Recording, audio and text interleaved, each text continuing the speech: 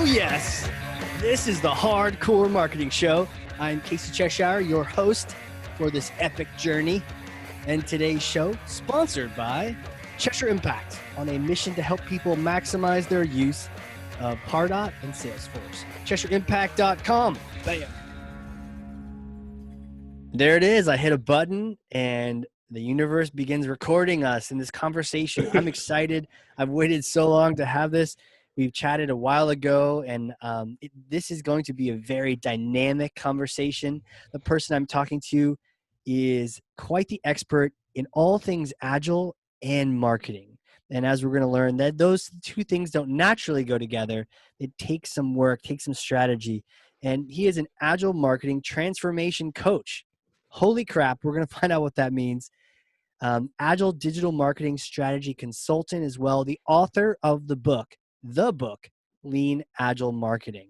And he's actually working on a second one, which we may get a little sneak peek of to find out what's cooking. Founder, Managing Director of CXconversion.com, Femi Olajiga. Welcome, sir. Thank you for having me. Just a side note, this is my first podcast, so I'm just going to wing it as we go, but I'll try as much as possible. Well, this is my first podcast too. I'll try and be as authentic as I can. I was quite honored when you requested that I join you. I am very passionate about Agile marketing. I kind of found myself in Agile marketing organically. It's not something that I planned. A bit about my background. I started my career in IT, worked in IT, and then came to the UK in 2007. Yeah. So I worked in a few software companies, and in 2016, I was just browsing the internet, reading marketing articles, and then I saw the word Agile marketing. So I was like, wow, this is a very interesting word. It just kind of hit me. So I was like, okay, let me research and read about Agile marketing. So what I realized was the more I read about the articles existing, I'm talking about 2016, that's just 4 years ago, I realized that a lot of what they were trying to say was similar to the way we worked in some of the software companies I worked in. Right. And then I realized that some of the information was dead wrong. Really? So I was like, okay, this is a problem. So my introduction to Agile marketing was more like, okay, there's a lot of misinformation online. How can I help to correct this? So I read a few more and I discovered the Agile Marketing Manifesto. And I was like, wow, this is brilliant. That was published in 2012. And I was like, okay, but this Which is a few years ago, right? It's like 8 years now. Yeah. Yeah, the Agile Marketing Manifesto was published 8 years ago. So I was like, okay, there's so much wrong with this manifesto. I was just being honest and blunt. One of my problems is I don't know how to be diplomatic. When I see something, I just say it and I go for it. And I approached a few of the authors of the Agile Marketing Manifesto, and I was like, okay, we need to improve this manifesto. And I didn't get the kind of response I wished I would get. I wasn't really particular about putting my name there. I just wanted to help to kind of improve what they've worked on.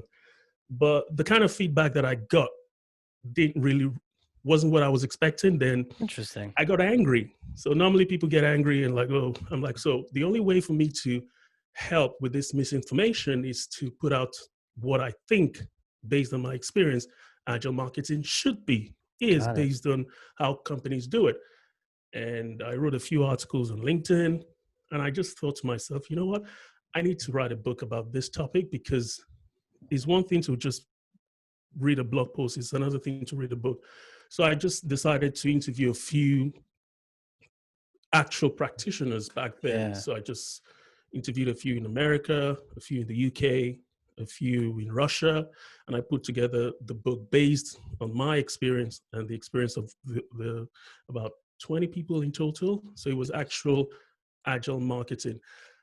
But I made a few mistakes in that book, because the mistake with Agile marketing is we pay too much respect to Agile. Oh, wait, hold on a second. We have a tradition here. I need to give you something. Yeah. Okay. It's heavy. Here you go. You work out, so here you go. Take that. That's Thor's hammer. You got it? You grab it? Yeah. All right. Take Thor's hammer and Yeah. smash for me that myth that you're about to say around the misconceptions around Agile and marketing. Yeah. The number one misconception about Agile and marketing, which is still existing up till now, is the fact that marketers try to fit marketing into Agile. So you have two words there. You have Agile marketing. We tend to tilt heavily towards the word Agile and ignore the part that marketing represents. So what I mean by this is, if you look at the Agile Marketing Manifesto, look at a lot of Agile marketing literature, just look for the word KPI in all the commentary and all the article. Look for the word performance marketing.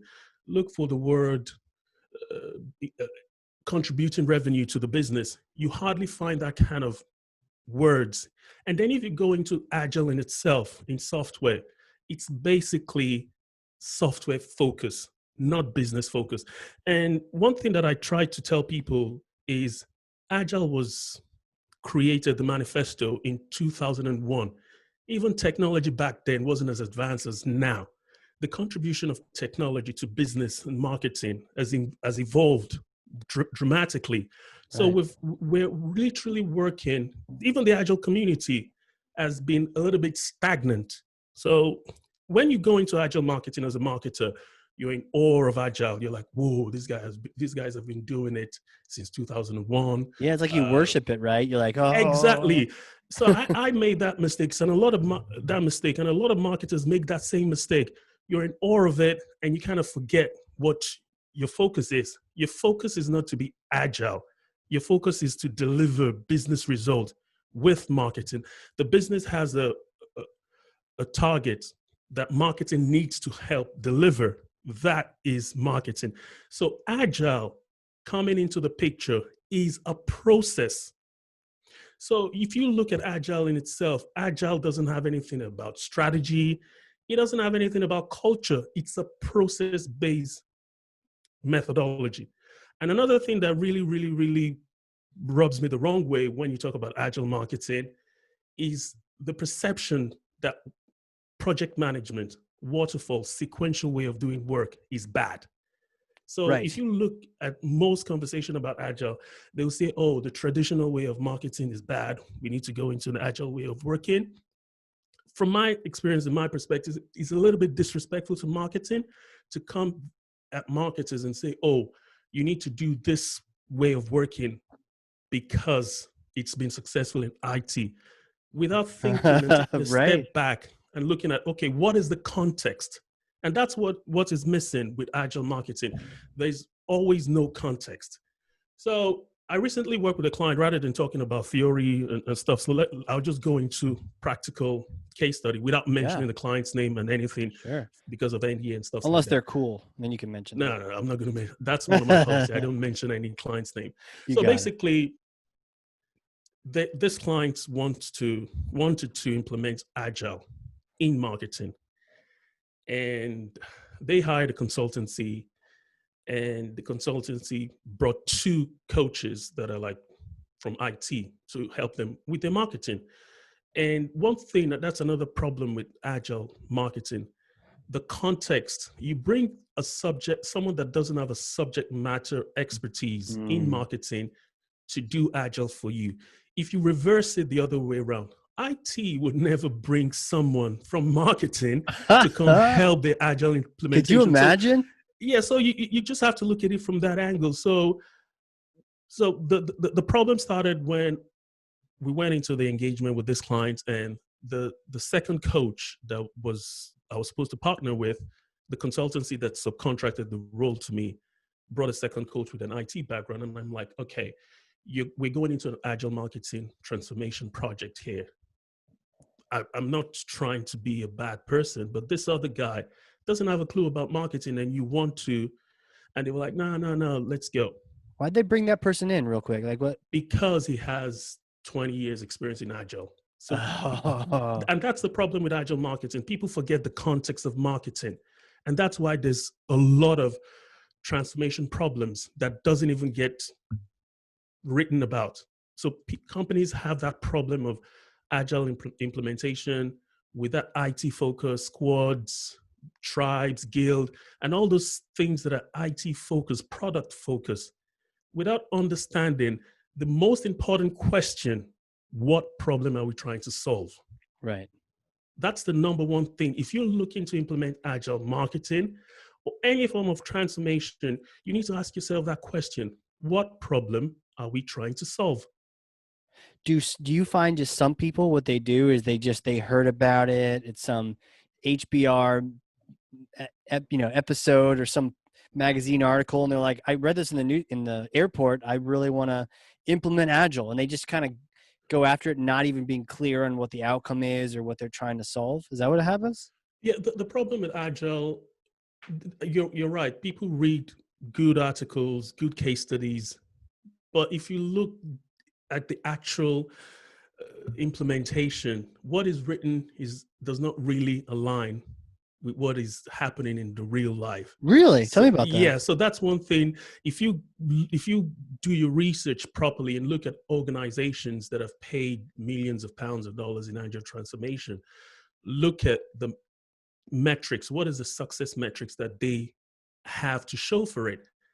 If you really research and dig deep into those organizations, ignore what you read online and just go deep, you will find that a lot of those things are cushioned and they're not authentic. So back to what I was trying to say about the way to implement agile marketing is to first understand what problem you're trying to solve. When you have an understanding of that, then you'll be able to ask those critical questions that, okay, why are we doing Scrum? Why are we doing Kanban? How will that improve revenue? How will that improve the KPIs that the CFO, the CEO has mandated? So if you cannot link your agile marketing implementation to business results, then you're just doing processes. Right. And It's like busy processes, work, there's right? nothing It's wrong just with busy it. work to stay busy or to Yeah, there's process the nothing wrong. process. Yeah, Yeah. there's nothing wrong with processes. But if you don't have a set marketing strategy, if you don't have a good product, the process will not solve that problem. So if agile True. is the solution to every problem, the pandemic with COVID-19 is a perfect situation Hmm. for agile to come to the rescue. So why is agile transformation and all those things not really coming to the rescue? Because agile in itself, the community is also impacted by it. So it doesn't really have a bulletproof or Right. fail-safe tactic. So it's prone to problem in itself. Right. It doesn't automatically, it's not a silver bullet to solve world peace. Yeah. Exactly. So the number one thing, after identifying what problem you're trying to solve, then you need to look at the capabilities you have within your team. You see, back to the implementation example that I was talking Yeah. about earlier on. So when we went into the project, the consultancy that hired me as a subcontractor to work on that project wanted to train the team. And I'm like, okay, it's good to train teams, but Hmm. the training you're offering, will it solve the problem that this organization has? We don't understand the problem they have. So that's another problem with agile marketing. It's heavily prescriptive. People go into agile with a solution that doesn't necessarily match the problem they have. Take, for example, you want to implement Scrum and you're a team of 3 people, globally distributed, or you're a team of 1 person that works with 5 or 6 external agencies. So that Scrum methodology and Kanban is not tailored for that scenario. Hmm. And that's the mistake that keeps happening. And you read about agile marketing, you read about huge publication that, oh, the growth of agile marketing. I don't want to go into detail, but you just see the metrics that they're talking about when they say agile transformation. It's about Mm. daily stand up, it's about retrospective, it's about, so those things to a CFO, they're like, okay, how does that improve the numbers? Right. That's the question. And agile marketing has not really developed to that level to answer those key questions. So when I wrote my first book, I was focused on Agile, people doing Agile. But with this second book, I kind of took a step back and I started interviewing real marketers, result-oriented marketers. That is what Agile marketing is about. Whatever process you're doing, as long as you're delivering the results. And the only way for you to deliver the results is identifying the problems you have from a product, from a capability perspective as well. So I highlighted in one of my articles, Agile Marketing Team Structure. One of the problems with marketing is we have skills that are outsourced and some skills you have in-house. That's a problem in itself, because the flow of work within marketing gets complicated because you have this thing called team and group. So if you're not clear with the capabilities within your team, it affects how you perform, how you plan, and how you execute strategy. Sure. And that's why you have to go out to, I'm not saying it's wrong to go out to external experts, agencies, and stuff like that. But if you look at that capabilities spectrum, if you don't have it internally and you make the wrong decision with getting it externally without knowing the capabilities of those external teams, that becomes a problem. So the whole premise of Agile marketing from a marketer's perspective is understanding that, okay, what are the problems we have from a capability perspective and how do we solve it? And sometimes Agile can help you with those problems, and sometimes it can't. What would be some examples of problems that Agile can be great to solve? Agile and Lean in particular is very, very good with helping you visualize the problems you have if implemented the right way, because it kind of helps the leaders to kind of approach leadership from a different perspective. So it's more like, people use the word collaborative leadership. So one of the problems with marketing from a leadership perspective is because marketing is so diverse in terms of skill requirements. If you start looking at marketing from a channel perspective, you have acquisition, you have CRM, you have all these skills. And then whoever is at the top will always be an expert in one of those channels. Right. And will still have to lead people across the channel. Right. So for you to be able to lead effectively, you can be a T-shaped leader. You probably will have 2-3 skills, but because all the channels you're working with, you have marketing technology, you have analytics, you have content, you have video marketing, you have all these Demand things. gen, all those things. And you're the leader. So how do you, as a leader, plan and execute? Because you can't do it yourself. So the leadership approach would, what Agile then does, if you take practices like Scrum, some of the elements they use, and integrate it into how you plan and execute your marketing strategy, that will help you then identify the problems that you're having from that capability perspective. It will help you then break down those tasks into little chunks. That's the whole premise of Agile marketing.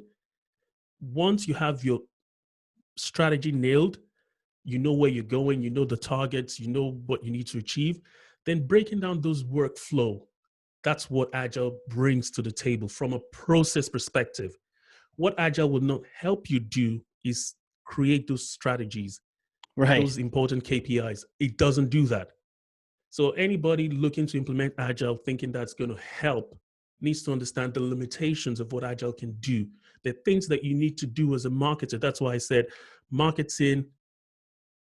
fitting marketing into Agile is not the way to go. It's doing what you need to do as a marketer and then using Agile as a process to execute, to break down those tasks into small components and to change your leadership approach rather than command and control, do this, do that. So as leaders, especially the team leads and marketing teams, because you cannot know everything and you rely on your team to make certain decisions. So that trust needs to be there. And if you don't have that capability internally, how do you fill that gap externally? And that's where the conversation between insourcing and outsourcing comes. How do you balance it up? Because most mistakes where you see PPC budgets and all those budgets being wasted is when you make those wrong decisions with the partners that you work with, then that becomes a problem. So the whole agile thing will give you that visibility. So if you do have an external partner that is not delivering, because you've broken your work down, you have visibility of the workflow across each channel. You can get visibility to, okay, this is where we have a problem. So back to the client that I was talking about. So how I approached it with them was I kind of did an assessment, not like interview, not like written stuff. I just kind of sat down with each leader and kind of had an informal conversation, an hour. What's your team like? What's the problem you're trying to solve? And then I had conversations with the teams as well. And those conversations started bringing out the problems. So I didn't need to tell them those problems. They were beginning to see it. And that's one thing with working with external stakeholders, because they're not invested in your organization. They can see things that you cannot see. Right. So they bring a different perspective. If someone was to come to you like, oh, come to our team, we need help with this technology and stuff like that. What you will see will be different to what they see. And that's the whole premise when you're looking to implement Agile, to kind of look at experts that have implemented Agile, that have that experience. There are a lot of people in the United States. There's some in Germany. There's some in the UK. So look at, and there are very few of people that have that practical experience of Agile marketing. Bring them in so they will give you a different perspective and help you identify the problems you have from a capability perspective and from whatever perspective problem you're trying to solve. Right. So I can see now this builds. I feel like we've baked a cake here. When you had first said, don't let Agile fit into your marketing, not the other way around. Exactly. Don't try to stuff your marketing into Agile. You're like, oh, that makes sense in theory, but when I understand now that one thing Agile doesn't do is tell you your strategy, doesn't tell you the goals you should be going after, but it can help your leadership identify. You've said capability issues. In my head, I feel like execution issues. Like, wow, we had a great strategy. Why didn't we do this, or why did it fail?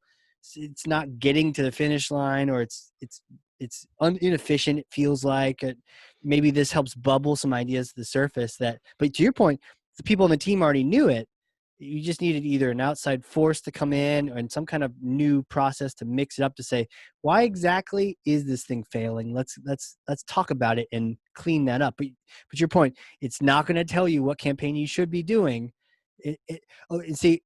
Now I understand why the terribleness of that would be if you stuff marketing into Agile. It's never going to have a strategy. It'll never tell you a strategy. So you'll execute, you'll have capability, but you'll be going in circles potentially strategically. You'll never have a direction, and worst of all, it won't tie into your bottom line.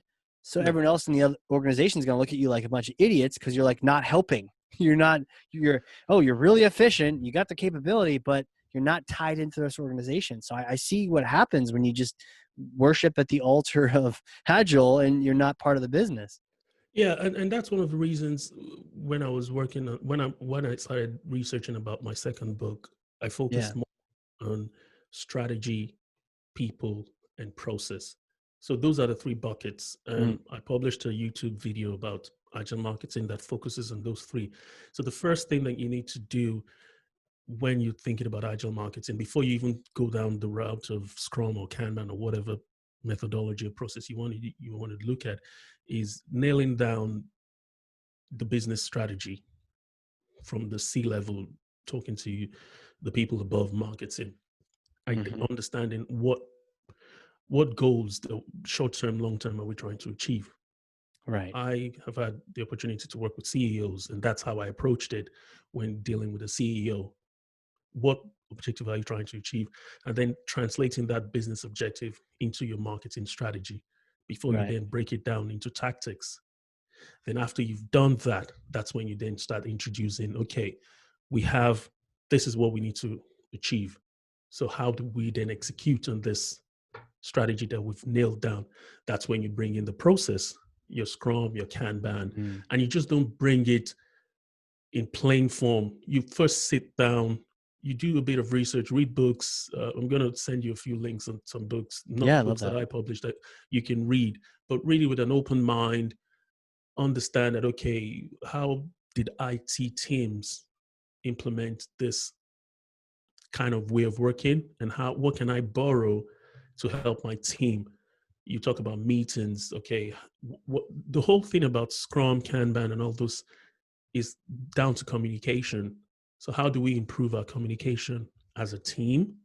And how do we improve our communication and collaboration with external stakeholders? How does marketing improve collaboration with sales, with IT? How do we function as a unit? Because at the end of the day, marketing, I mentioned that in my first book, marketing is a function of the organization, although it exists as a single function or a silo within the business, but it's a function of the whole organization. But the business is not structured that way, because when someone comes in, buys a product, after they buy the product, they're going to talk to after sales and maintenance, and different portion of the organization would interact with a customer. And the whole customer experience is marketing in itself. So the way marketing then collaborates with those external stakeholders is quite important. And the only way to improve that is through looking at processes that will help you do that. So one thing that Agile does from a process perspective is give that visibility to work that is being done, and then helps you identify what slows down the pace of work. So you understand that, okay, you're creating a landing page, you need to get approval from compliance or wherever. You can see the workflow. And then the senior stakeholder would then have conversations with those external stakeholders and try and resolve and make that work flow smoothly. And those are the kind of things that Agile helps you to do, brings that visibility to the team. And it also identifies weak spots in the team. So if you have someone that just sits and watch cat videos all day long, you don't know what they're doing. But when you bring Agile to the picture, everybody needs to come together to collaborate. Not that you're going to micromanage people, but it brings visibility to work that is being done. Even I was working with a client recently, and the external agency that they've been working with for a few years, I'm like, okay, so how do you get feedback from these agencies? Oh, they come once every month. I'm like, so you don't meet them weekly? So you don't know what they're working on every week? So those conversations just came in that, okay, I reached out to the agency. Let's start having meetings every Wednesday to just kind of highlight what you're working on, and we then review, and then let's just break down the work into weekly chunks. So you don't really need to go in deep into Scrum and Kanban to become efficient in the way you execute marketing. It's just understanding your current process, because every marketing team has a way they work. And that process that you have, what can you do to improve it, is by bringing visibility to that current process. And that visibility will then let you see the workflow and see where those friction points are. And then you can then work as a team and have those important conversations with external stakeholders to resolve that. And then if you then identify that, okay, this is my team. I'm talking about leaders here, marketing team leaders. This is my team. What are the skills that I have within the team, and what are the skills that I don't have? So how do I outsource all this? So this is what, you don't necessarily need to be agile to know these things. That's why I highlighted earlier on that marketers by default are agile. A good marketer. Really? A good marketer, if you're good, you might not necessarily need the agile Scrum thing to make you, if you know what the results you need to deliver. So that's the most important thing that marketers need to understand.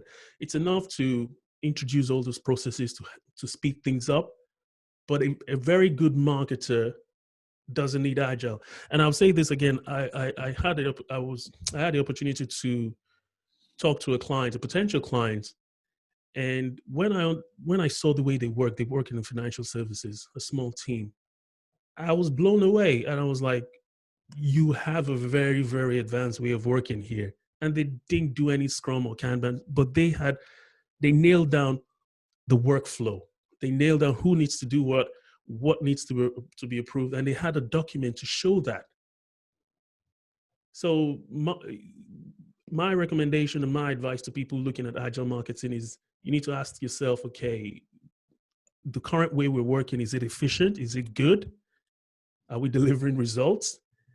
So just because you read an article that talks about agile marketing doesn't mean what you're doing or the way you're working is not effective. But if you want to explore it, but just try and understand that you first need to identify the problems you're trying to solve before going into it, and understand that agile in its pure form was created for IT, and you just need to tailor it when approaching it with marketing. Right. If necessary. It's really cool and refreshing to have someone who is an agile marketing consultant, author, to say that you may not need it, You may right? not. Because That's the otherwise, honest truth. a lot of people just will sell you anything anyways, even if you don't need it. So it's Yeah, refreshing. that's another myth that I like to kind of Yeah. break with the Thor hammer, as Oh, you you, say. you still have the hammer? Want it back? Yeah. Yeah. So this is the thing that marketers need to understand. We know once something gets monetized, it kind of loses kind of flavor and stuff. Mm. So agile in itself was monetized within the IT industry.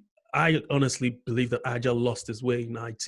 It hasn't really evolved, because I've spent years, 4 years, researching, talking to people, working within agile, and I can say that agile in IT has not really evolved.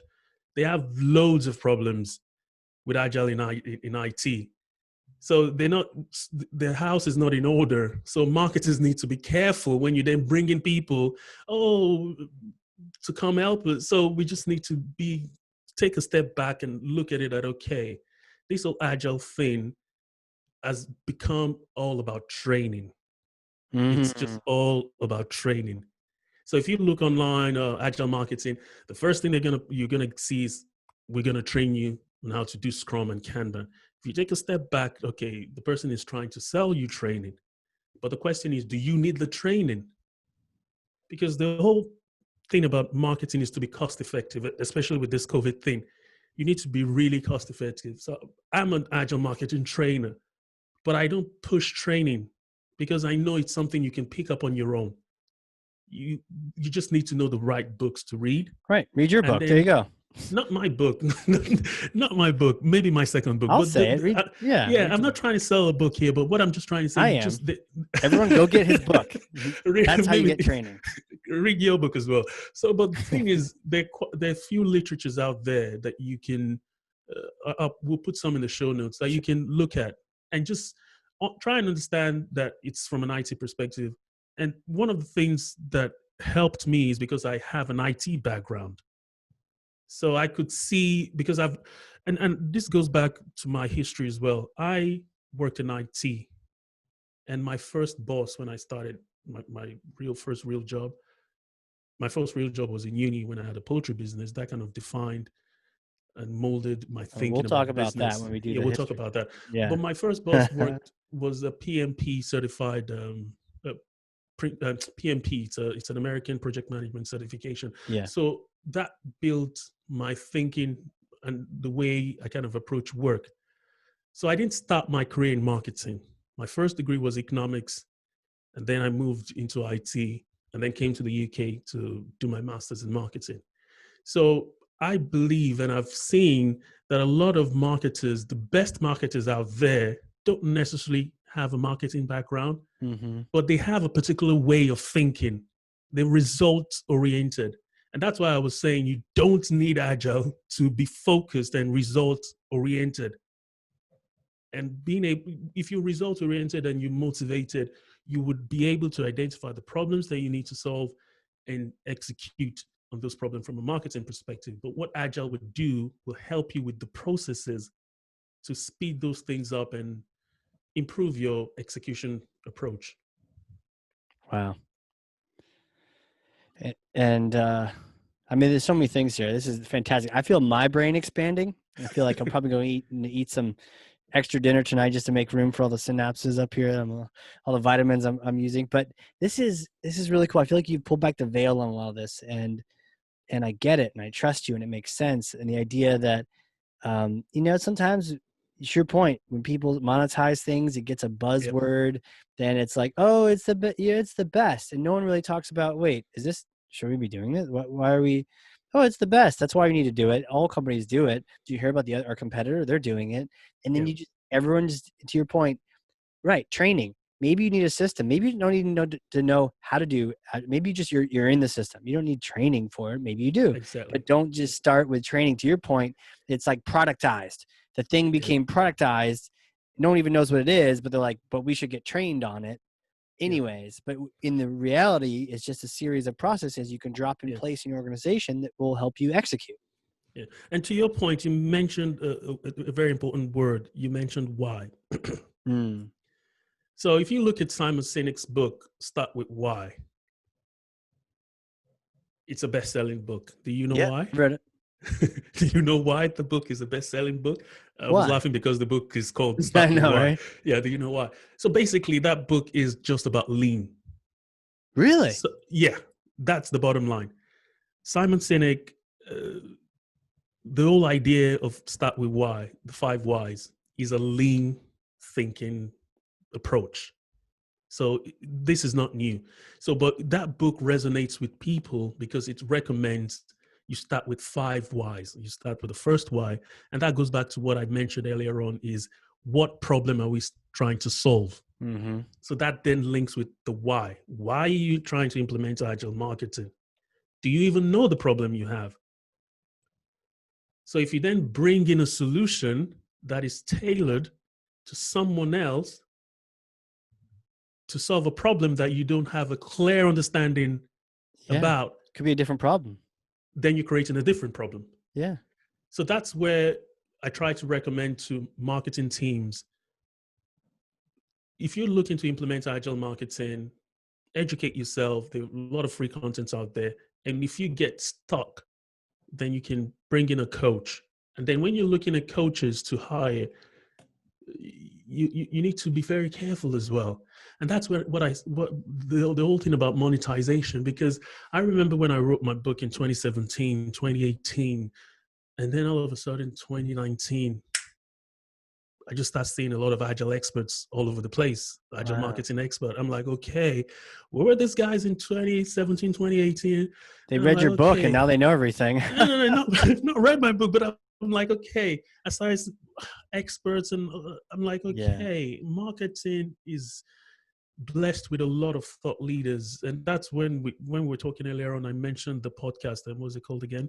The Jim Stiegel's podcast. They're a lot of fantastic. The marketing, a CMO's one, I think, or something like that. CMO podcast or something. Yeah, I've listened to the whole thing. But there are a lot of intelligent marketers out there that don't even need agile. So we just need to kind of take a step back when we're talking about agile marketing, understand that it's just a buzzword in itself, and just understand that you don't need agile to be an effective marketer, but agile processes can help you execute your strategy, your marketing strategy, and help you identify ways you need to improve the ways of working within your team. But if you have, another thing that I also try to highlight, if you have a demotivated team, agile is not going to change anything. So that's I laugh, but it's like terribly true, right? If you have a demotivated team, agile won't solve anything. So we just need to be realistic about our expectation when we're talking about agile marketing. Yeah, couldn't you argue that maybe they're demotivated because you're not executing or something? But to your point, maybe you should find out why they're demotivated before dropping in this, because that may be a solution. That execution may not be. They may be lacking strategy. They may have a bad culture. Like, for whatever reason, you need to find that out first, rather than just sort of cross your fingers, close your eyes, hope that this will clear up everything on your team. That's a very tough question to answer, because when you talk about demotivation, you look at it from an individual perspective. Sure. Someone might be having personal crisis at home, and that demotivates them. It has nothing to do with the work environment, but they bring it to work. Right. So it's very difficult, but it's like I don't know if you follow soccer. So Mm. my belief and my recommendation about agile marketing, which I touched on in my first book, is to look at marketing like a football team, a soccer team. So you have the striker, they have a role. You have the midfielders, they have a role. But within a very good team, you always have a player that can play two roles. Mm. Someone gets injured, so that person covers. So that's the people they call utility players, Yeah. those key players. And that leads to the concept that I talked about in my first book, T-shaped skills. So Right. if you're looking to build an agile team, this wasn't this has nothing to do with Scrum or Kanban. You need to have that culture when developing your capabilities within the team to encourage people to have T-shaped skills, to kind of someone that can do SEO should, in my opinion, be good with PPC as well, I should agree. be good with conversion optimization. Yes. But if you go into marketing teams, you have that silo from a skill perspective that limits people. And then they're like, oh, we need to go hire a CRO agency to help us with conversion optimization. Why don't you train up someone within your team to Yeah. do that? Especially if you're doing AdWords, you should know the value prop that got them there in the first place and just follow through on your promise. Yeah, totally get it. You, Yeah, you just nailed one of the problems in marketing there. AdWords.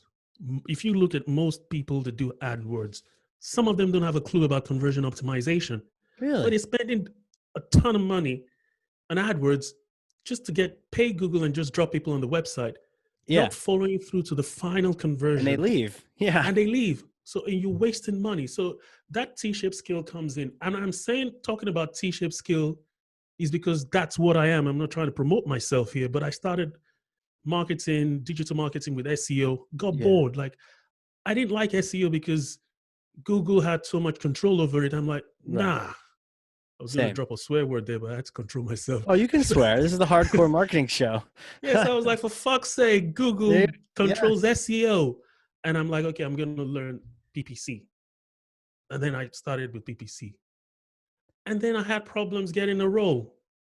They're like, Hmm. oh, either you're an SEO person or a PPC. Then I'm like, but I know SEO and I know PPC. Sorry. And And then that's a mistake because that's a powerful combination. I evolved into analytics, Yeah. learned analytics, did the Google certification back in 2012, Same 2013. here. Yeah, then evolved into CRO. I Wow. never call myself a content marketer because I believe everybody should know content. Right. So now, before the lockdown, December, I started learning about video production, and Yeah. That's why my Yeah. room is Yeah. my office is. So I've learned how to create a script, shoot a video, edit, and the whole video production process. I learned it because I know it's adding to my skill. And I'm like, okay, I need to improve my YouTube channel. So I don't need to spend money hiring a professional video production company. Sure. That saved cost because I would have spent money on that. I invested like £2,000-3,000 to get all the equipment that I need. That is the whole thing about agile marketing. It's about skill development. Mm. It's about having that T-shaped person within your team. But in normal marketing teams, when you have someone with that passion to expand, it becomes a political problem because you start stepping on people's toes. Totally. You're like, you're crossing your territory. You're SEO. Don't talk about PPC. Right. It happens. That's the mindset. And that's where lean thinking improves that. Because once you start seeing that, oops, we have a problem here. If our PPC person leaves, we then have to struggle to get someone in to fill that Hmm. position. And even if we get someone in, they still need to get. But if you have someone that has that T shape, once someone leaves, they can cover before you get someone else in. So T shape skill kind of helps from a cost perspective as well. So it's a cost effective way to, is a mindset as well. What So did you that's call another that? thing. T shape? T shape, yeah. And then there's another thing that I'm going to talk about in my next book. It's called double T. So T-shaped skill is very popular it's all over the internet. If you Google it, it's just about someone having a core skill in one thing and then Yeah. having another skill that. Oh, I see. In the So shape of a key. your core skill could be, I'm a technical person, I understand technical SEO, and then that skill then evolves. You can do analytics because you have that technical background. You understand CRO, you understand page search. You're Right. not a page search person, but you're confident like 75% of the time to do the work. Yes. So that's the whole idea of having that agile marketing team. It's not about the scrum or Kanban, it's about having that skill capability within your team. How do Yes. you identify how to build that is a leadership task, which is not in agile marketing or the old literature. So that's why I said a very good marketer is agile by default. Right. So what I'm getting from this is, if you don't have any of this set up, you don't know why you're not able to develop as fast and you can't execute and everything's all messed up. But then if you drop Agile in, you start seeing, oh, we have gaps here. Yeah. And maybe that illuminates the fact that really the core of all of this execution isn't these processes, it's the makeup of the Skill. team. To your point, if Yeah. you have a soccer team full of strikers, no one's back there helping out the Exactly. goalie. He's getting swarmed because no one came back to help him out, or her. And so, yeah, it's almost like all this talk, really, you can boil it down like you're making a stew or broth. You can boil it down to the team. And I love the thought of the T shape, but also the double T. You're right, because it's not just about having that one skill. Have at least two, to your point, SEO and PPC and TTT. You could triple T. You can make triple So the H, the double T is wrestler. something the double T is more marketing stepping out to the C level. Interesting. So the first T is you as a marketer have that T. Hold on, that's my phone. You're getting called. Clients are already hearing you like, oh my gosh, did you hear this? We got That's to actually call my you. alarm to go to bed. Oh, geez. What time is it there? No, it's okay. I have the Okay. I'm alarm gonna go set all up. night. Let's go all night. I got gigabytes of storage here. This is good. Yeah, This is good stuff. sorry about that. So basically, so it's the double T thing is more about, if you look at marketing as a function, there's a ceiling with marketing. If you look at the people that are CEOs out there, they all come from accounting and some other Yeah. function. Yeah. So, Finance. and Yep. that's because Sales. marketing, Yeah. that's the double T side of things. So you can have a marketer, that other skill. As marketers, we should be able to have those skills. That skill Outside is of not, marketing. Yeah. we do. That's when you look at people, with all due respect to other marketers, most entrepreneurs like yourself, you need to have that because you're running a business. Right. But if you were internal within a team, it might Mm-hmm. not be something you pay too much attention to. Totally. So Totally. that's another You're in your thing. side. You're sort of in your marketing role, and we're trying to encourage people to have a T, not just an I, in their marketing. Yeah. Um, or a base. We're encouraging that, but we're like, there's more to it than that. You need to know Double beyond T. your role. And you're right. When you're an entrepreneur, you're accounting, your accounts collecting receivable, your marketing, Exactly. your sales, your operations. But Yeah. when you're an internal in a company, that's why it's good to work in an agency or start your own little project. Exactly. Side hustle is good. You get to Yeah. experience, wow, it's kind of a pain in the ass to do all these things, but at least you Yeah. understand, Yeah. and maybe that T starts forming outside. And if you're an analytical marketer, maybe finance is your jam, Yeah. but pickups. So is that the kind of thing, like, could you be a VP of that other department? Could Yeah. you, or do you at least know enough to be dangerous in that other department? Yeah. So marketing, and if you look at the metrics as well, and that's the whole thing about agile marketing, the kind of metrics that some marketers focus on doesn't resonate with a CFO, doesn't Right. resonate with the CEO. So and that's why I was trying to highlight earlier on that agile in the context of IT and the whole thing written online about agile marketing is just child's play, because you need to speak the language of the C level. So Right. whatever task you're working on, how do you align it to what makes sense to a CFO? Those are the important things that you Right. need to be talking about as an agile marketer. It's not about Scrum, Kanban, because the CFO, you can't go sit in front of a CFO and talk about Kanban and Scrum. What are you talking about? No, Like, so you that's can't. the whole thing. So if that conversation cannot resonate with those people, then why are you doing it as a marketer? Mm-hmm. So that's why we as marketers need to redefine what agile marketing is, Right. and understand that marketing is important, not trying to fit marketing into agile. And that's the most important. That's what really gets under my skin, because the whole thing out there about agile marketing is trying to fit marketing into agile. Mm. So yeah, so it's the summary of the whole thing is you just need to understand what problem you're trying to solve, Mm-hmm. establish the capabilities you have within your team. Do you need to improve that? Then look at your mindset as well from a leadership perspective. So as a leader, what things can I borrow from agile way of working to help my leadership approach and help my team as well? And then from a skill perspective, how do I improve my team to have those T-shaped skill Right. that I need to bring down cost? Because T-shaped skills bring down cost. Because if you have a team of T-shaped people, your reliance on agencies will reduce. Yes. It Right. will. I'm an agency. I don't want them to have T-shapes so they can hire me, but still, it's going to reduce.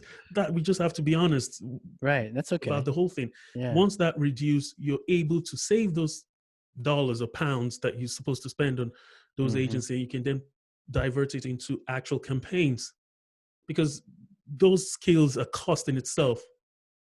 So once you have that team of agile marketers that can interchange Yeah. fluidly, then when you look at outside resources, you're not going to be tied to an agency on a long-term contract. If you need to kind of the capacity, we've talked about capability, then we Mm-hmm. need to look at capacity as well. The capacity comes with the experience. So once you're able to identify, understand the capacity from an execution perspective, then you know that, okay, how do we, we cannot meet the capacity, how do we then bring in the agencies?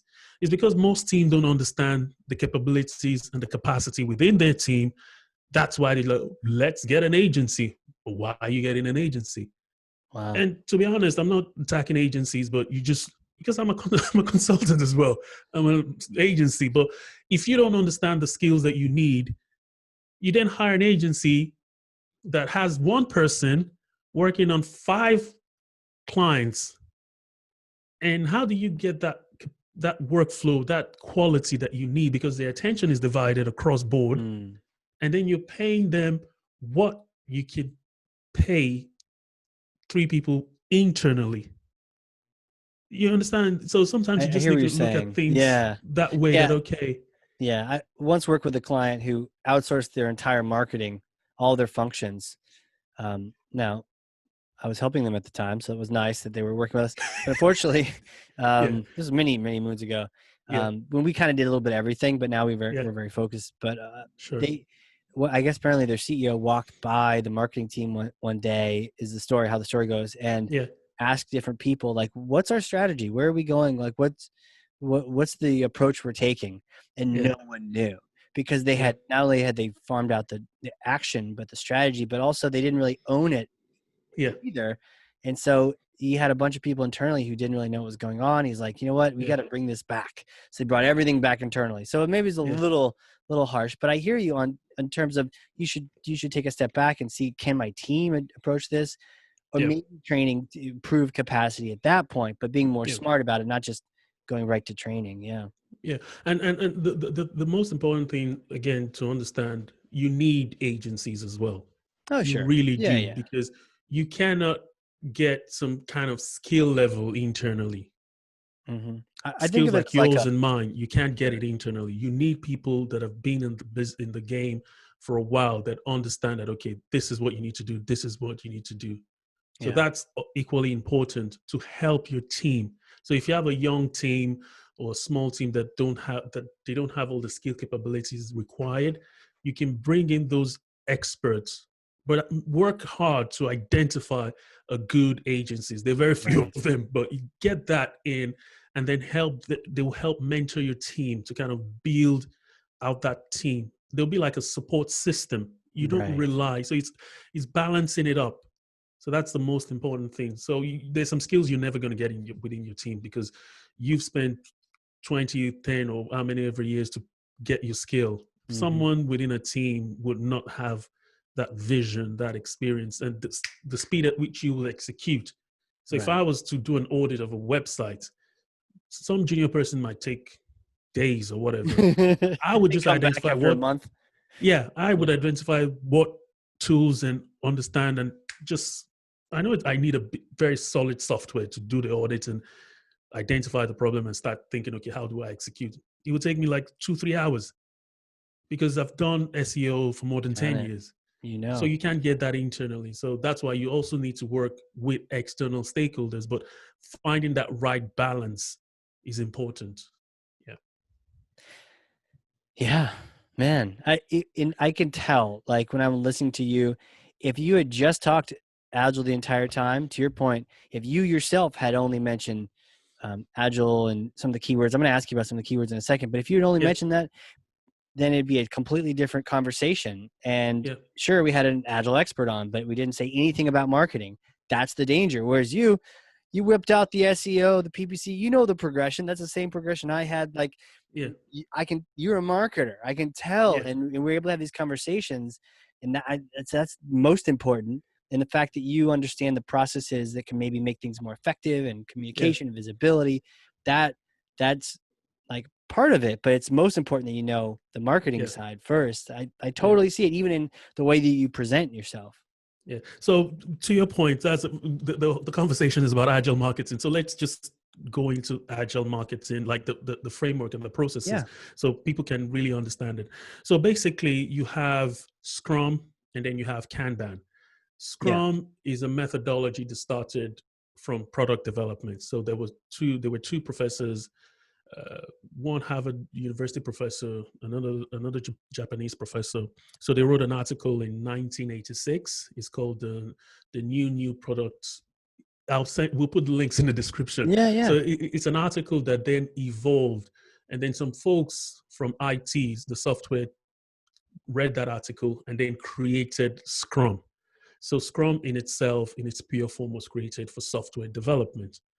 That is one way of working that you can learn and then adapt some of those things. The And just second scrum, one, just maybe just so like caveman style, like just Scrum. Is that like a set of processes that yeah. So make up that, Scrum, or is that just like that meeting, that like morning Scrum kind of thing? so yeah, good question. So Scrum is more, you have a team. So you have a product owner, and then you have a Scrum master, and then you have a Scrum team. Those are the terminologies from an IT perspective. But what that it interprets within the marketing context is you have someone that is like a team lead. That's the Scrum master, and then you have the team, Mm-hmm. and then you have the product owner would be, it could be the CMO. It depends. That's why it's complicated with marketing. Right. So when Right. you're looking to implement it within marketing, you first need to understand how that existing team is structured. And my recommendation always is not to just apply those roles within marketing, because those roles were created for IT. So you need to Right. take a step back and like, do we really need these roles and this title? Sure. My recommendation is just being those roles, ignore them, but understand what those roles do, and then Okay. see how you can replicate that Mm-hmm. within the team. So that's it. So then you have those activities that you do, that Scrum recommends. You have like a daily stand up. Normally, it's for people to come together within a room or a space, Yeah. uh, for like a 15 minutes meeting. So the premise of the meeting is just to highlight problems that they're having. So that kind of improves communication, because then you don't have to be pinging emails back and forth. So people, because it's a daily event, people can highlight and explain to the leader that, okay, this is the problem that I'm having. And those leaders would then kind of know that, okay, I need to talk to maybe an external stakeholder to kind of ease that workflow, whatever the Yeah. person is trying, maybe compliance or whatever they're trying to achieve. So that's the Scrum thing. Then normally it's work is then broken down to maybe weekly. So you arrange all the tasks that you need to do weekly. 2 weeks, 3 weeks, or 1 month, and then you review at the end, and then you deliver. So there's a set deliverable each sprint. There's something called a sprint. So each sprint will have a goal that you need to achieve. So Sprint that's the part of process. Scrum? Yeah, that's Scrum.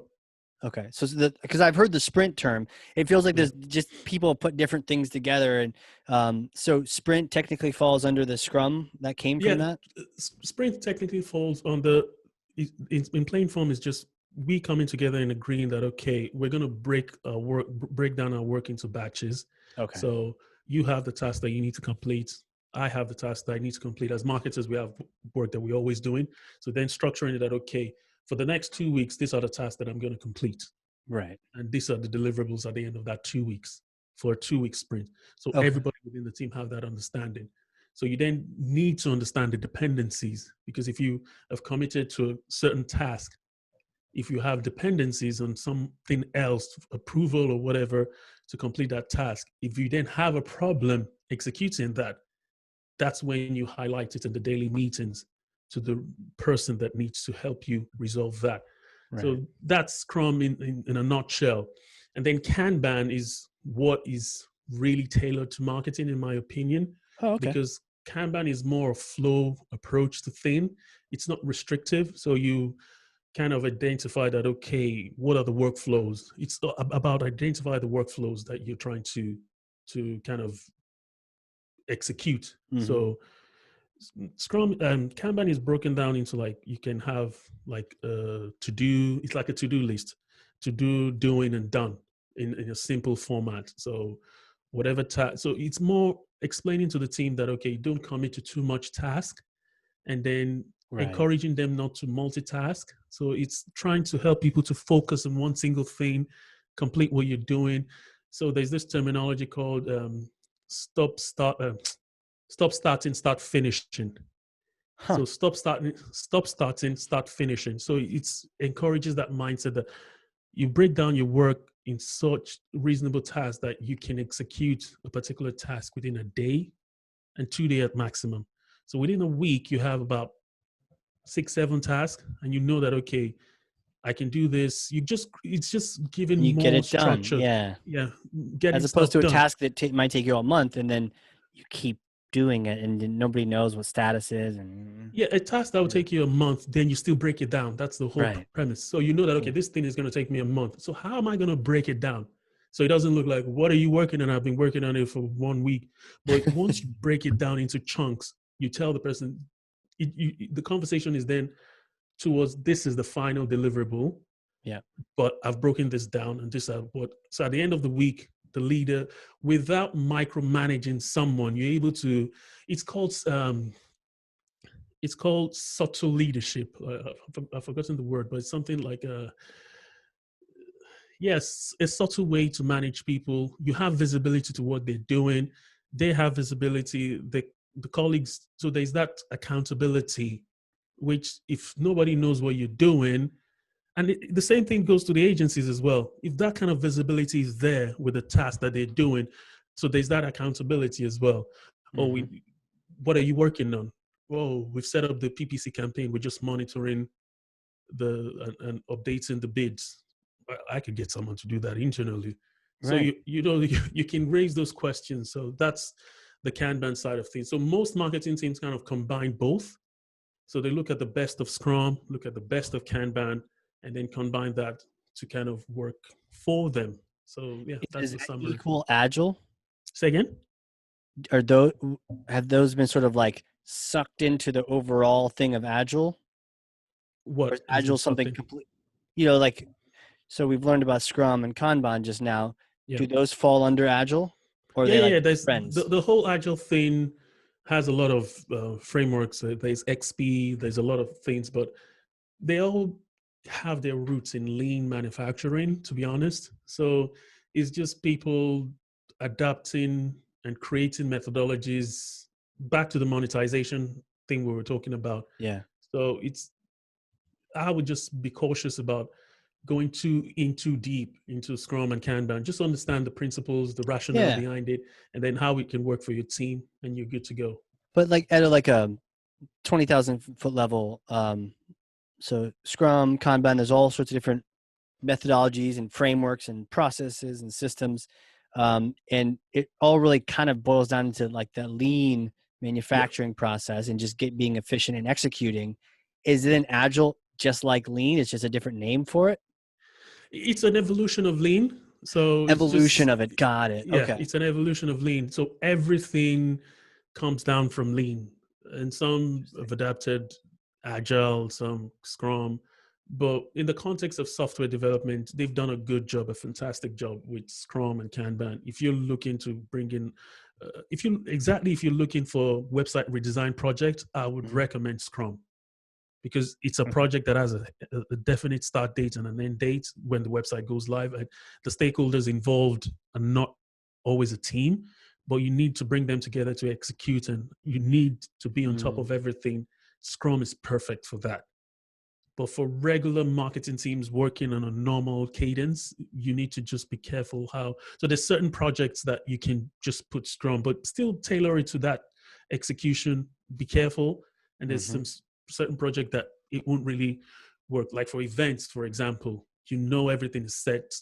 So there's some things that you just add waterfall. They call it waterfall. It's more like Mm-hmm. project management, where you know everything has a hard set date that nothing moves.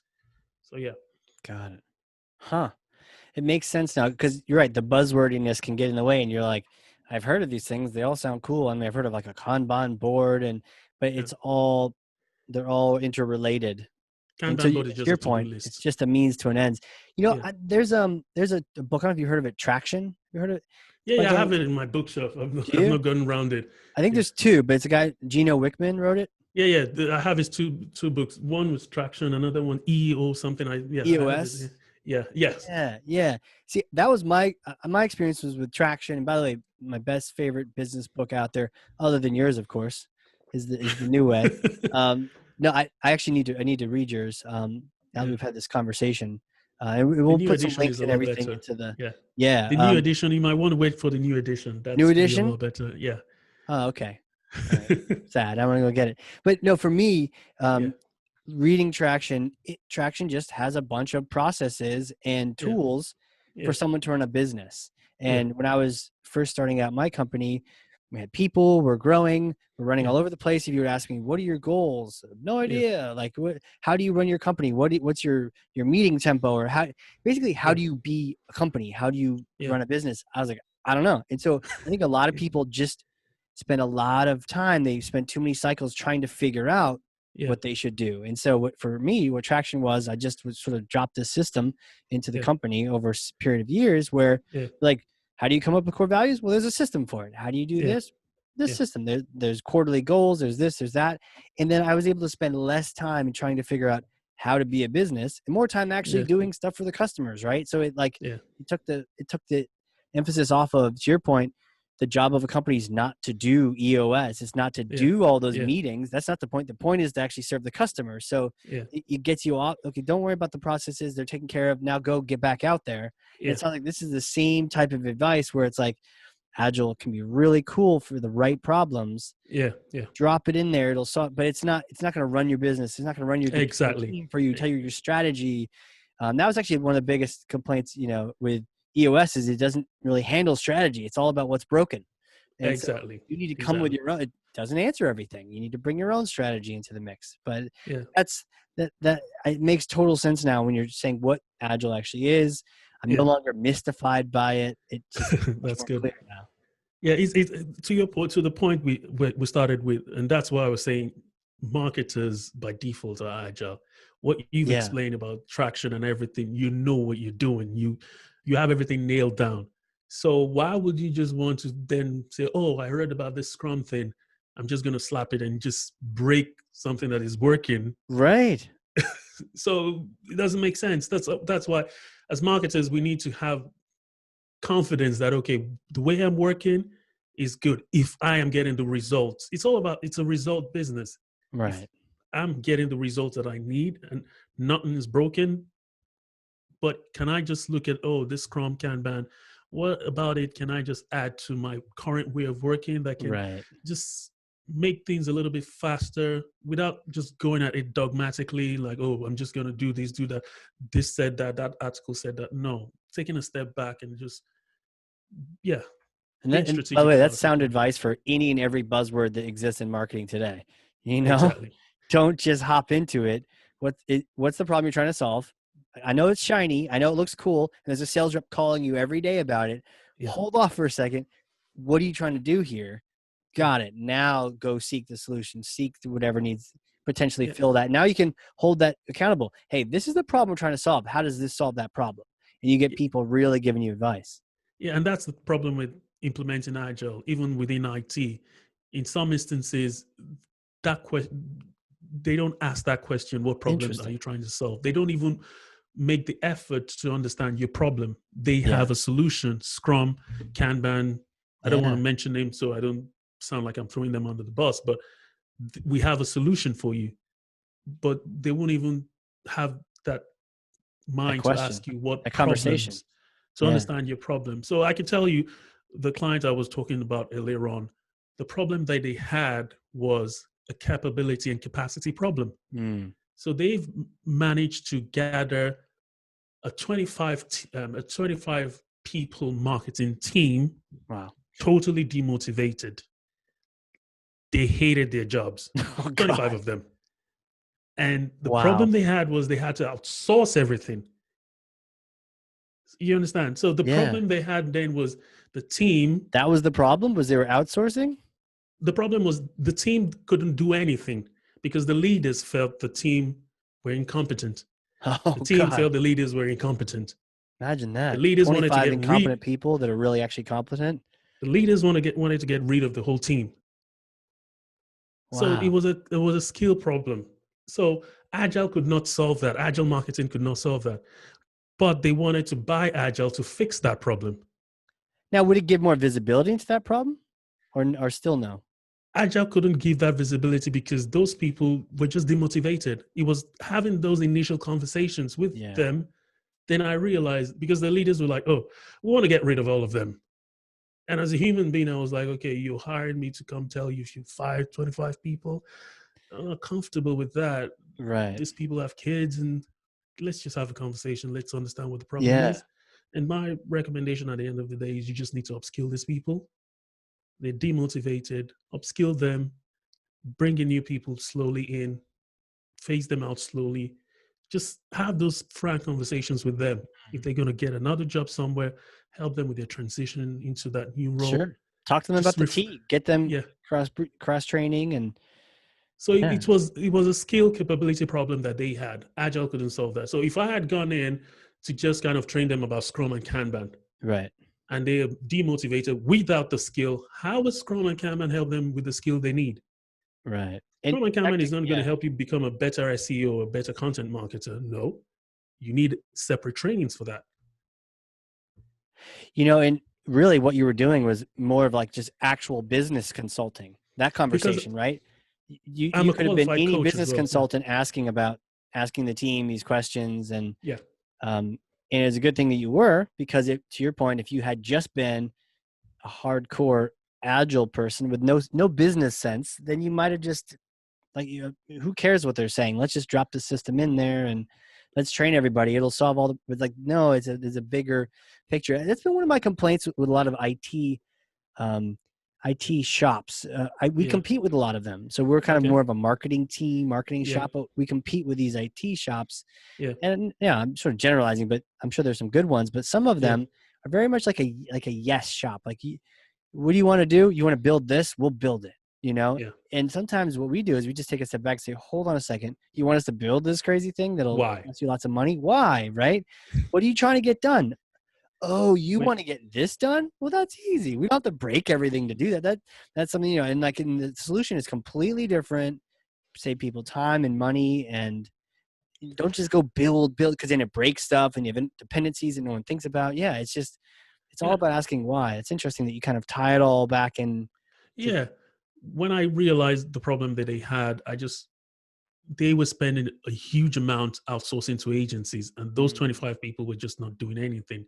So I was like, okay, you just need to have conversations with these people and Yeah. build that skill, create that rapport, like improve the relationship between the leaders and the team members. Right. It was more of a systemic thing. And I was able to see that because I am a qualified team coach. Okay. That you mentioned about consulting. So I kind of blend coaching and Hmm. consulting. So there's no fine line. Personally, I believe coaching is a skill that every leader should have. I agree. So understanding systemic team coaching, leadership team coaching, coactive coaching, all this I've done a few years ago. So it was all those skills that I kind of brought together to kind of highlight those problems. And they had structural problems as well. So some teams were just like, oh, we have a problem in marketing, let's restructure. There's always no strategic approach to restructuring. Restructuring needs to come from a skill and capability perspective as well, and then Hmm. looking at the external dependencies from an external agency perspective. So these are hard conversations that you as an internal marketing leader or marketing team, you have blind spots. You will always do because you've been around. It's your baby.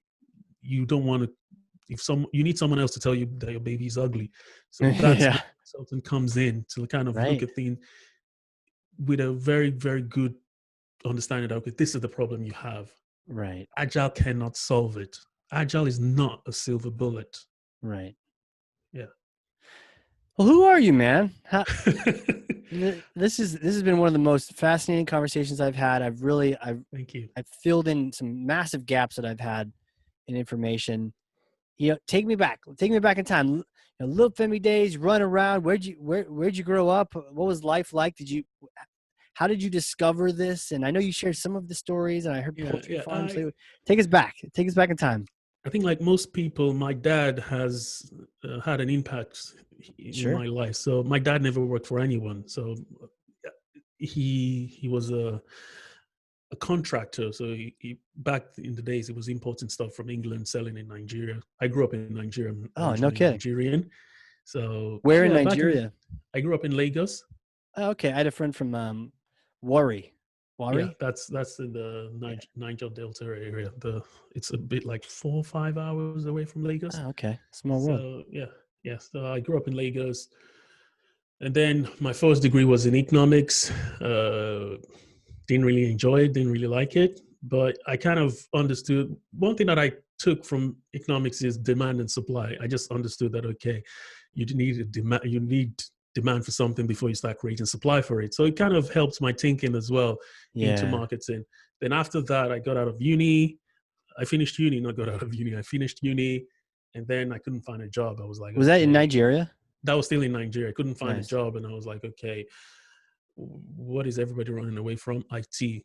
Why are they running away from it? It's hard. Okay, if Huh. everybody's running away, I'll run towards it. That means there are a few people there. Back to the demand and supply thing.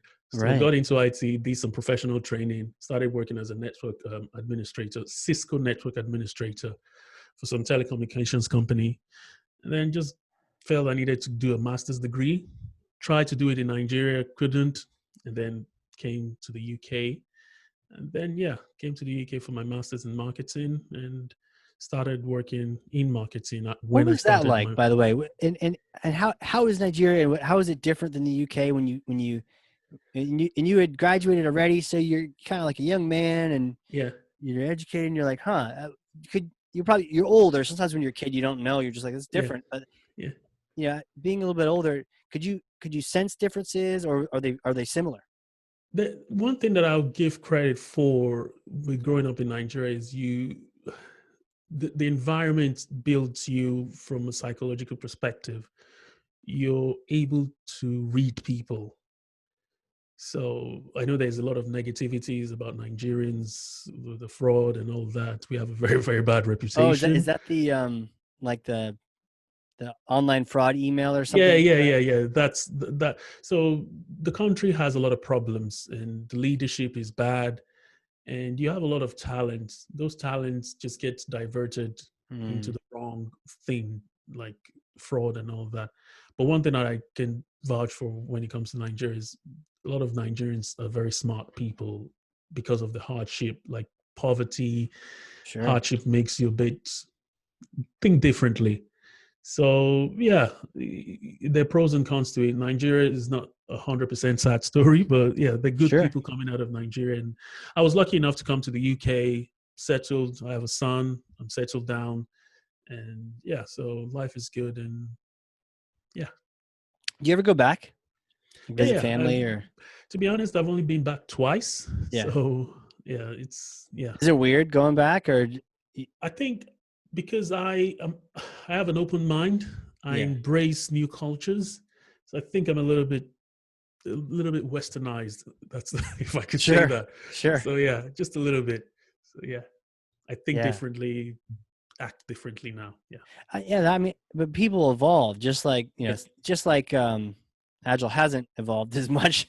People actually evolve quite a bit, and yeah, yeah, you can grow out of old friends and yeah, old towns. But it can always be interesting to think back, like, ooh, I remember sitting here as a 12-year-old and just being like, what's life all about, and then there's the spot right there.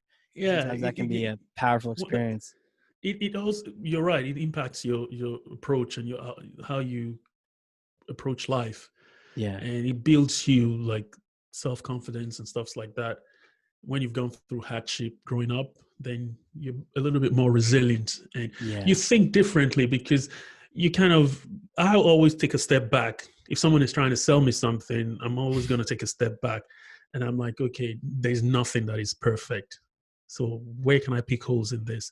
So when I started with Agile, I was in awe of it. But the more I learned about it, I'm like, hold on a minute, you guys don't have a clue. So Right. so that's when I kind of took a step back, like, okay, some marketing teams don't even need to touch Agile if they're doing good marketing by default. You just don't break something that's working. Yeah. But the buzzword and everyone else is doing it, especially with the COVID situation, people are under pressure, Mm-hmm. and Agile would not make a bad product sell. If you have a bad product market fit, Right. Doesn't Agile will not do that. fix that. Same as marketing will not fit. If you have that's the word they use in startup, product market fit or something. Marketing Yeah. will not solve it. So yeah. When did you kind of make this change to become the coach and consultant and I leave the find my, marketing world? yeah, I find my title hard to describe because I'm always Sure. learning new skills. So I always struggle with what do you do. Some clients will want me to help them with their SEO strategy. I'll go with SEO. Some want me to help them with their conversion optimization. I started calling myself a coach when I did coaching qualifications, but I realized some clients don't like that word coach. So Mm-hmm. sometimes I change my profile to coach, sometimes I change it to consultant. So I use whatever skill I have to help deliver value to a client. Yeah.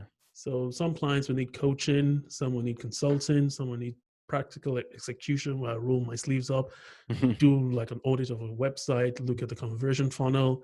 So I'm more of a doer, like I execute things within marketing.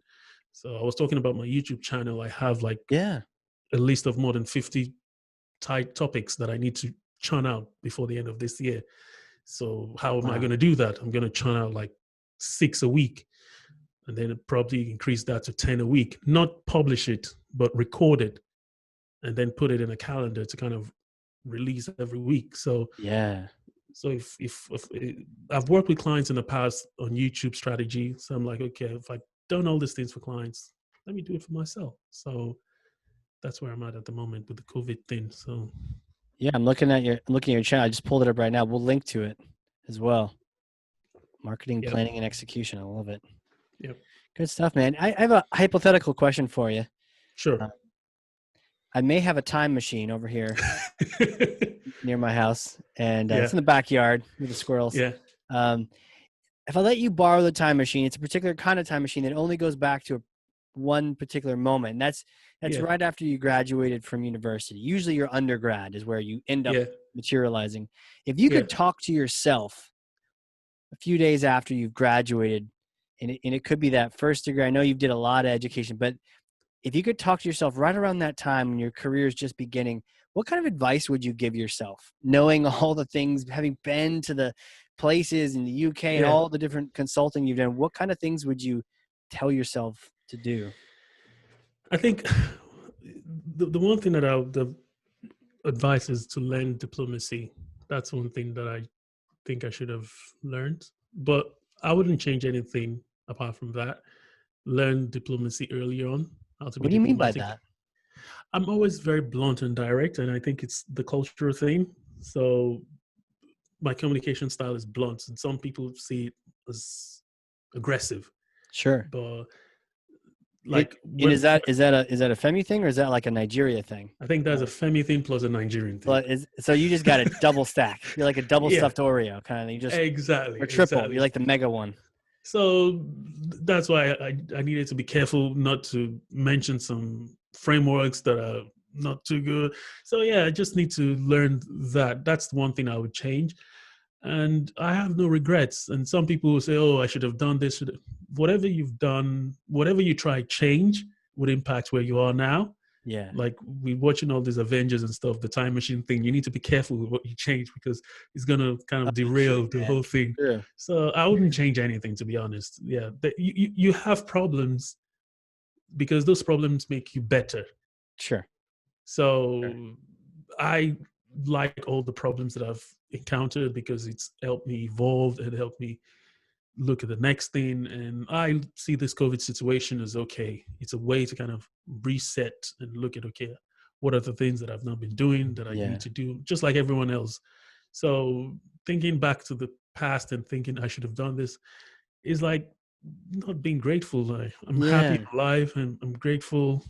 I'm not rich. I'm not poor. I'm not homeless, but I just wake up every day and thank God Yeah. for life in itself. So I'm appreciative of whatever comes to me. So that's Okay. my mindset. So, That's yeah, great, man. You got to enjoy the journey, right? It's part of the yeah, journey, the highs and the lows, the ups and the yeah, downs. And yeah, you know, it's remarkable. No one has yeah, talked about changing anything. Maybe they've all been watching the sci-fi shows, or yeah, everyone just, that I've chatted with has that sense about them of, yeah, I'm even those tough times I've ended up in a good place where I'm at now. And it's interesting you add the diplomacy. Yeah, yeah. maybe being blunt is a strength actually, Some maybe people take you should it. double down on it, my friend. Yeah, yeah. So I that's something I thought about when I was preparing for the podcast. I'm like, I just need to kind of be diplomatic. So yeah, that's something. Yeah, that's something I need to work on. And just like Well, what you that's true. said. Yeah, it's being more intentional about when you're blunt. That makes Yeah, sense. yeah, Yeah. yeah, Yeah, I get that. yeah. Makes sense. I'm with you though. Like, so, my background is the Marine Corps, and it's the most blunt of all the branches in the Air Force. You get in trouble for things that you do every day in the Marine Corps. And so, Yeah. yeah, the blunt thing. Hey, blah, blah, blah. Maybe I shouldn't have said that. Yeah. But one Yeah. time I had a sort of a customer call or a client call. They hadn't signed up with us yet, and this Yeah. person was being very blunt and being very, very undiplomatic. And so I didn't enjoy that. So I Yeah. decided I'm going to do the exact same thing. I'm like, you know what? I'm going to give you exactly what you're giving me back. And Yeah. but because I was getting more and more mad at this guy. Like, Yeah. who is this jerk? I'm like, I'm not going to help you. Like, and he was like, well, what about this factor? And I was like, let me tell you about this factor. No, it's not that because of this, this, this, this, this. But by the end Yeah. of the call, he's like, you know what? You guys are great. I love to work with you. It's like, Yeah. what just happened? Yeah. And But to your yeah, point, some situation requires being blunt. I yeah, remember a, a gig that I had a few years ago, like 5, 6 years ago, I can't remember. So I applied for this gig, and then the CEO called me on the phone, and he's like, "Oh, I'm looking for someone to help me build a marketing team, blah blah blah. So what can you say about uh, my website?" And I went to his website. I said, "Do you want an honest opinion, or do you just want me to tell you what you want to Uh-oh. hear?" So, Does he know you well at this point, or is he? no. That was the first call. He just Oh, said so he he doesn't know wanted you to that well. hire a consultant. So he just Yeah. wanted my opinion about his website. So I looked through the website. So I now asked him when he said, "What do I think?" I said, "Do you want my honest opinion? Do you want me to be blunt?" That was what I said. "Or do you just want me to tell you nice things you want to hear?" He's like, no, be blunt. I said, "Your website is trash." I just told him that your website is just trash. Who built this? And he was like, "What do you mean?" And I just started telling him, "Look at this, look at that, look at this, look at that, look at this. I don't want to throw any, I don't know if you have a marketing team internally, I don't know, but this is just garbage." And he was like, "Can you come to my office?" I'm like, "What do you mean? I want Does he to want to hire kill you." you? He ended up hiring me. He Wow. ended up hiring me, but it still didn't end well because then he was trying to invest £500,000 in a project. And I knew that project was not good. And I told him, "You pay me good money on a daily basis as a contractor, but I need to be honest with you. This product that you built, it doesn't have product marketing fit, that kind of thing. Yeah. It's you have huge organizations competing. It was a startup Mm, competing with you. You're you're going to burn this money." Like I told him, and he was like, "Nah." He didn't want to hear it. right. I told him, "You know what? It's not going to work because I don't want." So I tried, even before that, I tried to introduce him to another marketing Right. consultant, Smart. hoping Smart. hoping that someone would kind of support and let him see. But the Mm, other consultant was just interested in getting the money from getting him, that cash. Yeah. getting the cash. And I was like, "You know what?" And the relationship just didn't, he didn't want to hear that because he was like, it was his baby. Mm-hmm. And he had different products that he was selling. The one he hired me for was different, but this one he wanted me to be involved in. And I just told him, "You're better off just investing this money in properties and just waste it." We're still friends now. Like Oh, after good. like a year, we connected back on LinkedIn, and we never talked about it, but I knew the company didn't survive. Oh, But he learned from it. good. But he knows that, okay, I sleep well at night knowing that Yeah. I didn't continue working on that engagement, Right. knowing that he was going to burn that money. So that's the part where I say sometimes I need to be diplomatic with how I just told him, "You're going to waste this money." And he was like, who the fuck is this guy paying me? You can't True. tell me that. True. Well, you pay me, but I should be able to tell you the truth as well. But if you don't want to hear it, you're cool. So that's something that I will never change. If I see something with a client that I know is not going to help them from a Right. business perspective, and if I was in their position, things that I wouldn't do, it's their money, but I'm going to advise them that, okay, you're burning money on PPC.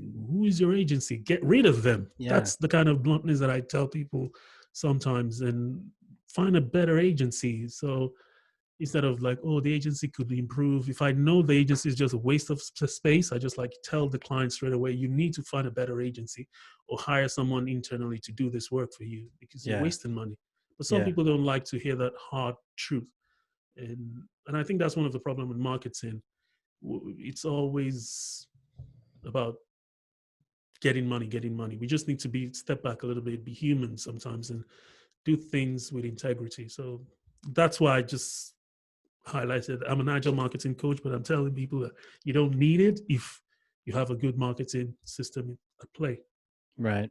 Yeah, that's what I really enjoyed about you is that you can't handle, neither can I, the BS, right? It just drives me crazy. There's a lot of people putting out content and podcasts even where it's like, "Oh, that's so not that's so good. Yo, that's so great. Oh, you're amazing." And when I say it, like I mean it, but I can't sort of like do the placating thing. "Oh, well, maybe that PP, maybe next quarter, my friend." Like, no, it's terrible. Please Yeah, stop doing that. yeah. Um, Integrity these guys is are something. idiots. Yeah, Don't work with them. integrity is something that marketing really needs. So Yeah. you see a lot, and I'm not trying to. You see a lot of softwares out there that just not worth the money, and Sure. people invest a lot of money in there. But again, people have to make money at the end of the day. But Yeah. sometimes it is what it is. I'm not trying to use what Trump said. I think that's the word he Did uses. he? It is what it You is. get in trouble if you quote the wrong people. That's for sure. Yeah, yeah. Like I try not to use the word the good people on both sides because the guy is just your president. Yeah. Right. Right. Who's your prime minister these days? I'm not a political person. I don't pay You attention don't to even it. know. So I think it's still Boris because I know Is it it? was a Okay. woman I who don't did it. know, so I Yeah, can't say much. yeah. Um, I know he has 7 kids or 8. So I know who I your think we're queen is, but yeah, your royalty. You know what? We've got our politicians. You've got your royalty. So yeah, yeah. Yeah. Life is good. Yeah, some yeah, things it you don't is have control over. You just have to just admire, just enjoy it. for So sure, yeah, for sure. yeah. Well, I got to know you've been picking up Oh, actually, no. Did you say poultry at one point? Yeah. When I was in university, I started a poultry business. So that's where I learned. I had to. It was just me, and I needed people to help me out. So I had to use friends and relatives. So I had to learn how to like motivate people, like get people to help, like Yeah. altruism or some, what do you call it, like to do things for Yeah. you For because the good yeah. of it. So Yeah. Yeah. I learned a lot from there. I had to make sure that I didn't lose money. I had to, the target was make sure you break even at the Yeah. most, because I So spent this some is of the chickens, money. right? You just chickens? A lot of chickens? No, no, it's poultry. Like basically, do you know broilers? Yeah. Yeah. Yeah. Like a yeah, like a cooker. Yeah. No, no, Like no. a. There's there's different types of birds. You have the layers, the ones that lay Oh, eggs. Then you have the broilers. and So the those are like broilers are the one that are the bred for, that are raised for food. for food. Food. The Okay. layers are the ones that lay eggs. Right. So the ones you buy in the supermarkets are normally broilers. Got it. So you can get one within 12 weeks. It's ready. It's already big between 12 weeks.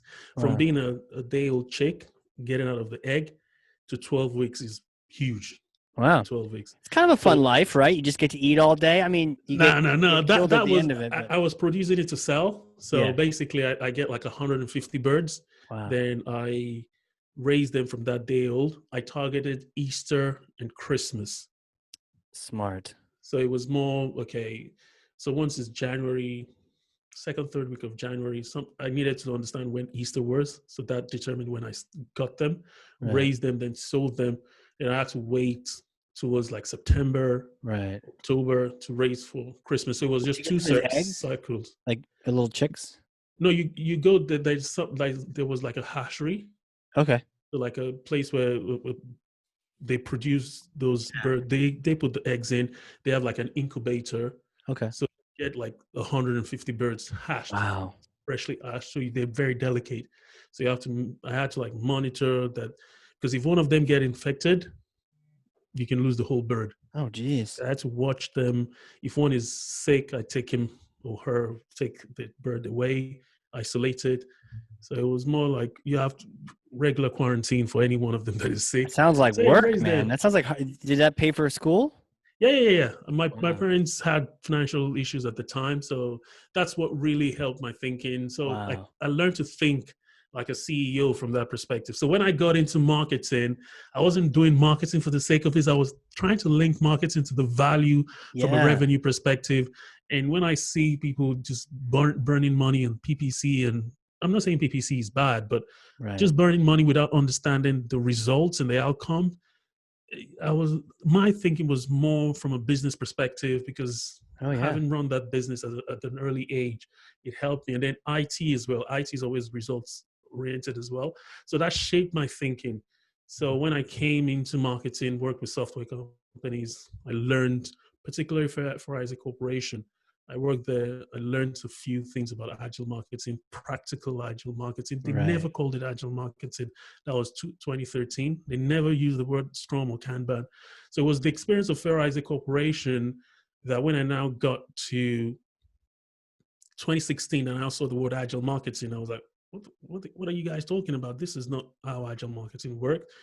And I work with a few other software companies. So I was like, okay, although these guys didn't call it agile marketing, but they did it better than what you guys are writing. It goes back to the BS online, where someone just reads Agile in IT and just Yeah.